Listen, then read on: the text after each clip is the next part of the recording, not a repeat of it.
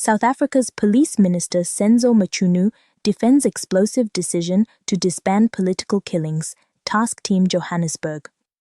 In a tense and wide-ranging appearance before the Commission of Inquiry into Political Killings in KwaZulu-Natal, Police Minister Senzo Mchunu delivered a powerful defense of his decision to disband the National Political Killings Task Team.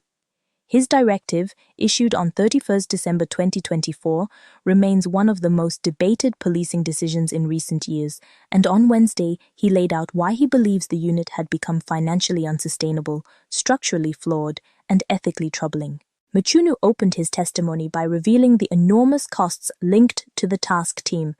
In just 1 year, the unit spent more than 40 million rand on accommodation, over 15 million rand on food and beverages, 30 million rand on overtime, millions more on incidental expenses, and more than 1 million rand on laundry alone.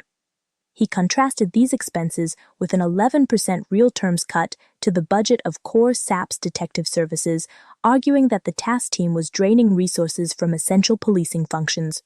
When resources are taken from detectives to fund one temporary team, dockets pile up, performance collapses, and ordinary South Africans pay the price, he told the commission. The minister also questioned whether the country had received value for money. Since 2018, 333 political cases have been registered. Only a small fraction have led to guilty verdicts, and although more than half of the cases have been finalized, most did not result in convictions. Mchunu argued that this record raises serious doubts about the overall effectiveness of the task team, especially considering that the high-profile murder that led to its creation remains unsolved 7 years later.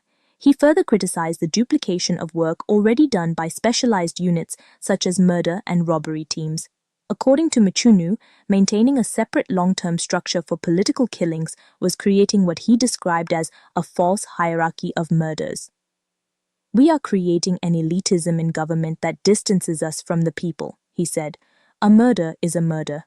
The same level of forensic efficiency and investigative effort should apply to every citizen." One of the most heated exchanges of the day centered on a single word in his directive: immediately.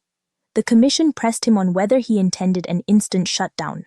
Mchunu insisted the word referred to the timing of the decision, not the administrative process. He pointed out that his directive clearly required a preliminary report by 20th January and a final wind-down report after a management meeting, meaning the disbandment was designed to unfold in phases.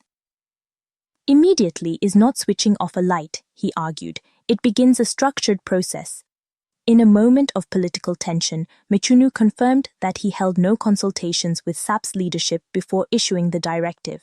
He said he spent the final days of December alone, reflecting on his first 5 months in office, and concluded that the task team had reached the end of its usefulness.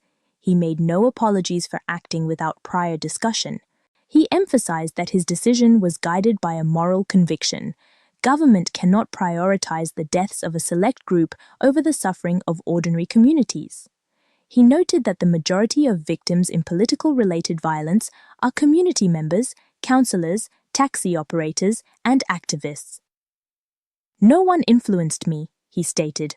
"I wrote the 3 directives in longhand, taking full personal responsibility." The minister also highlighted that on 22 January, the National Commissioner submitted a preliminary report acknowledging that the task team had achieved and even exceeded its original purpose and outlining an orderly wind-down. Importantly, the report did not object to the principle of disbanding the unit, a point Mchunu used repeatedly to argue that SAP's management ultimately accepted his decision.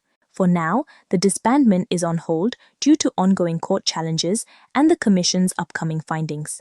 Critics say shutting down the task team undermines delicate investigations into political assassinations, while supporters argue it is a necessary move to eliminate waste and strengthen core policing units. The Commission adjourned until 8:32 tomorrow morning. Commissioners indicated they intend to intensify their questioning on the legality, timing, and broader consequences of the minister's directive. As the session ended, one observer whispered from the gallery, "This wasn't just about a task team. This was the minister declaring war on the idea that some murders matter more than others." The nation now waits for what comes next.